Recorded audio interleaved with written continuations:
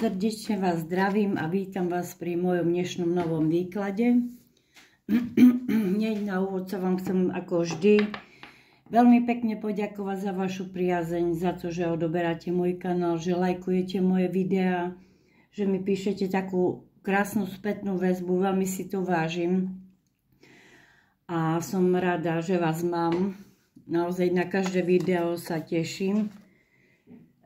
Takisto vám chcem dať len trošku krátke info ohľadom súkromných výkladov. Na súkromné výklady ma môžete kontaktovať. Dole pod videom vám nechám na seba kontakt.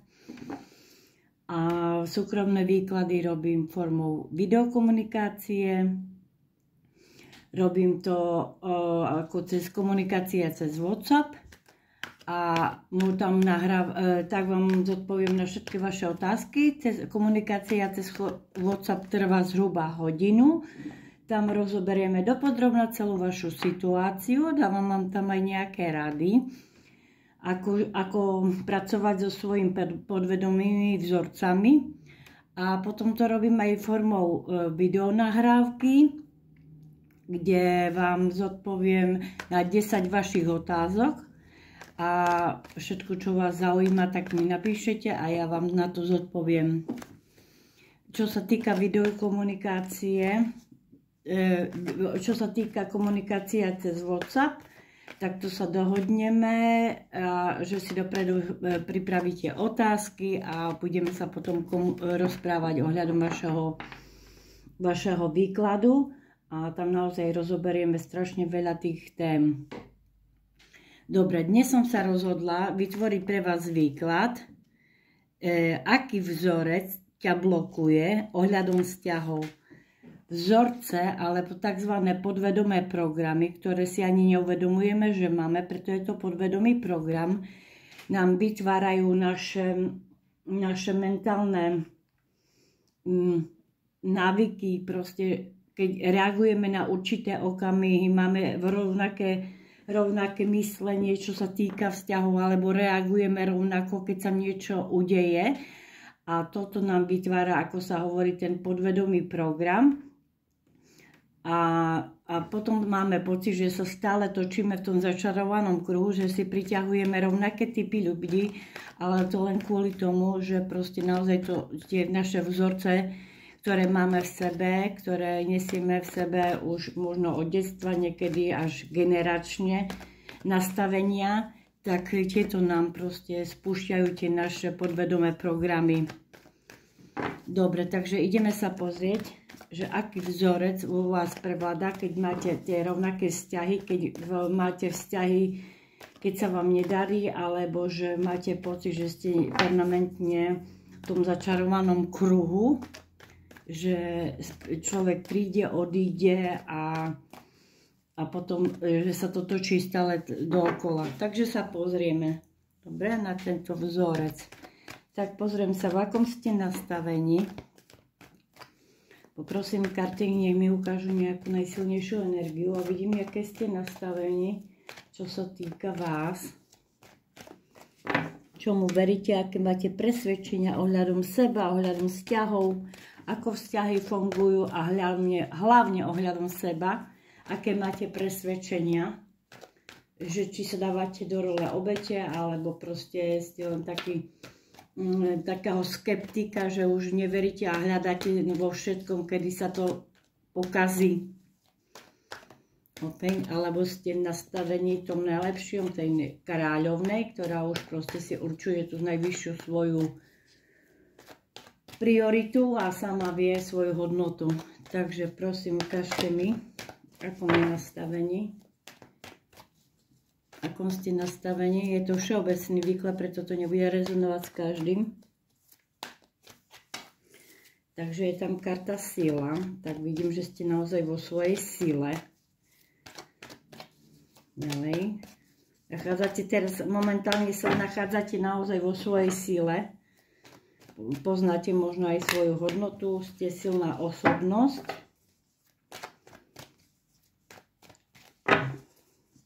Dobre, takže akom ste teraz nastavení. Karta voz. Karta kráľovna pentaklov. karta diabol. No máte tam ešte tie podvedomé vzorce a strachy, čo sa týka vzťahov. Karta diabol je to ego, hej, ktoré nám hovorí ohľadom vzťahov. Ja si myslím, že vy ste v nastavení ženy alebo osoby, to je jedno, lebo proste muži nech si to otočia na seba.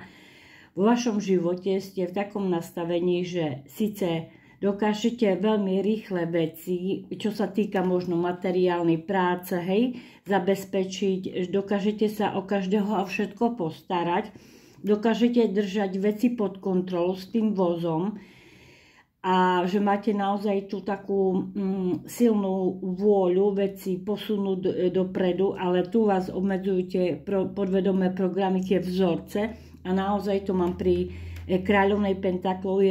Kráľovna pentaklov je proste žena, ktorá je zadaná alebo pečujúca, starostlivá, hej, obetavá. A ten diabol je pri vás. To znamená, no a ešte sa mi to ukazuje 10 pohárov. Tak naozaj tam je ten, môže sa vám dariť v rôznych oblastiach života, ale čo sa týka ísť do nejakého záväzku, alebo si pritiahnuť, alebo vytvoriť nejaký stabilný a pevný vzťah, tak už tam sú tie podvedomé programy, hej. Čo sa týka naplneného vzťahu. Pozriem sa, aký to program tam pre vás ovláda vás. To je to ego, hej, ktoré vám nahovorá, že proste, ja neviem, že na to nemáš, alebo vidíš, že stále, čo sa týka plnohodnotného vzťahu, vždy sa ti veci opakujú a takéto veci.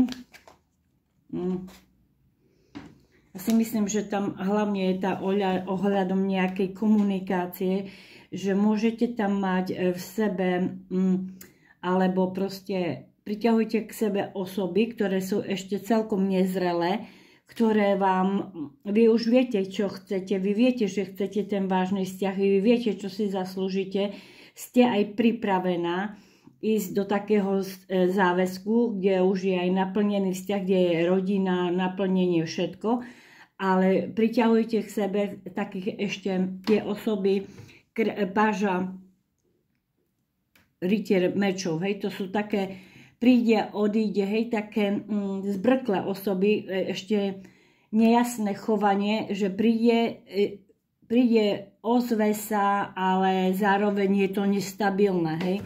Takže tam máte v sebe možno nejaký program, ktorý takýto typ ľudí priťahuje. Možno máte v sebe taký program, že naozaj mne sa to deje pravidelne, môže sa to týka už od detstva, že ktorý program toto vo vás spúšťa a ktorý najsilnejšie to priťahuje takéto osoby, ktoré sú v takomto nastavení. Máte tam v sebe vnútorné konflikty, no. Vnútorné konflikty. Niekedy máte pocit, že áno, chcem ísť do toho, chcem ten vážny vzťah, ale zároveň možno máte aj ten pocit takej obrany, že aj z toho zutekať, lebo možno máte tam tie podvedomé vzorce správania, že máte také vnútorné konflikty, že sa môžete báť, alebo si celkom neveríte, že by to mohlo výjsť. Dobre, idem pozrieť ďalej. A potom sa dostávate stále na také cestie, na takú cestu a neviete sa rozhodnúť, čo vlastne chcete, hej. Či chcete ten plný, vašou vedomou mysľou môžete chcieť ten krásny naplnený vzťah s tou rodinou, ale podvedomie je ten vzorec, ktorý má možno strach a niekedy naozaj, že nevie sa rozhodnúť, čo vlastne chcem, hej. Či chcem ísť do niečoho záväzného, alebo zatiaľ mi takto to vyhovuje, ako to je a preto si môžete priťahovať takéto vzorce správania ľudí alebo udalostí, ktoré vám chodia do života. No, že tu sa mi ukazuje naozaj, že môžete sa, že si neveriť a mohlo to vzniknúť z detstva, hej, že proste mali ste situácie v živote už v detstve alebo minulého vzťahu, že bolo tam veľa konfliktov, potom ste sa cítila zle, že tie vzťahy boli nerozhodné, že človek naozaj mohol sa medzi vami ešte rozhodovať medzi vami a medzi niekým iným a preto pre vás je teraz také síce že áno, chcem ten vážny vzťah, ale niekedy mám strach a preto najradšej aj zutekam, hej, že proste vytvárate si priťahujete si takéto typy mužov, ktorí síce hovoria o vzťahu, ale keď má ísť do niečoho záväzného, tak proste radšej z toho uteká, hej, zuteká. Aj keď môže mať naozaj slova plné lásky, ale čo sa týka rozhodnutia, ešte, že vždy tam môže hrať niekto ďalší, hej, niekto rolu, niekto ďalší, vždy tam môže byť zainteresovaná buď ďalšia osoba, alebo situácia, pred ktorou sa rozhoduje, hej, čo sa týka vzťahu.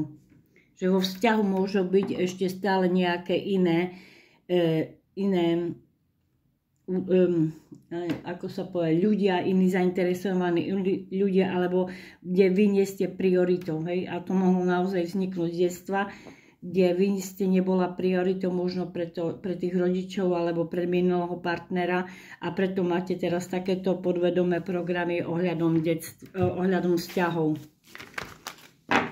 Dobre, takže sa pozrieme ďalej. Akého partnera najčastejšie priťahujete?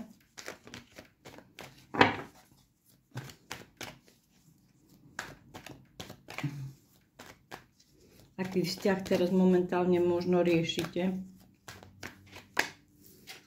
Vidím, že už ste nastavení kráľovnej mečov, to znamená, že už si aj uvedomujete jednotlivé možno vzorce správania. Aj keď sú tam naozaj nejaké ťažkosti.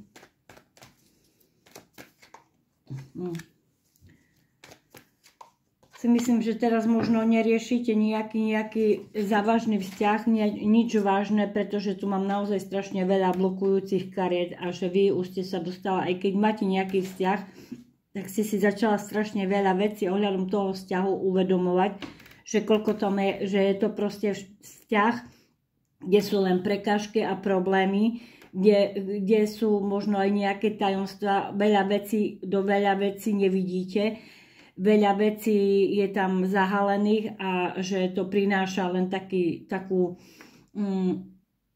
že vám to prináša len taký nepokoj a že sa necítite v tom dobre, hej, že ste si začala veľa vecí ohľadom toho vašeho vzťahu uvedomovať.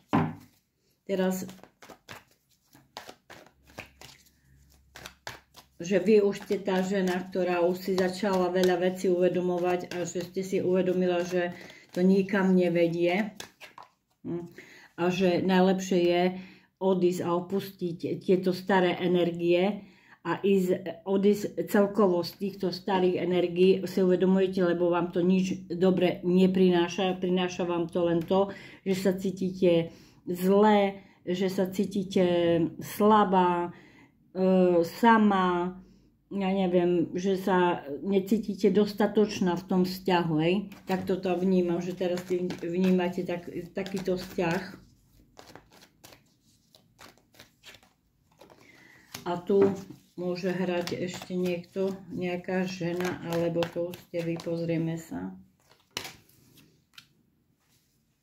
Tu už hráte vy naozaj.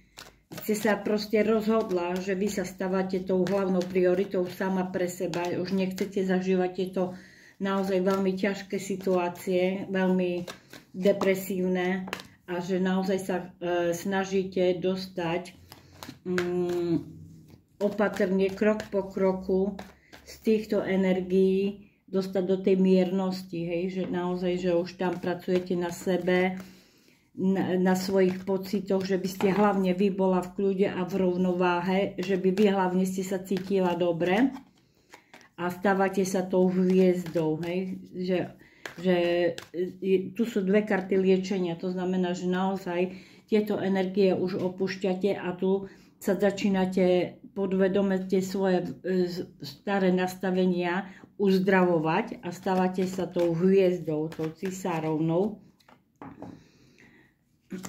A že už proste veľa vecí si aj možno s tým partnerom vyjasnite, chcete vyjasniť a aj on sa stáva zo pážaťa mečov na kráľa holý. To znamená, že on je naozaj veľmi, ja si myslím, že je to osoba, ktorá je veľmi akčná, ktorá je veľmi charizmatická, tým vás môže veľmi priťahovať.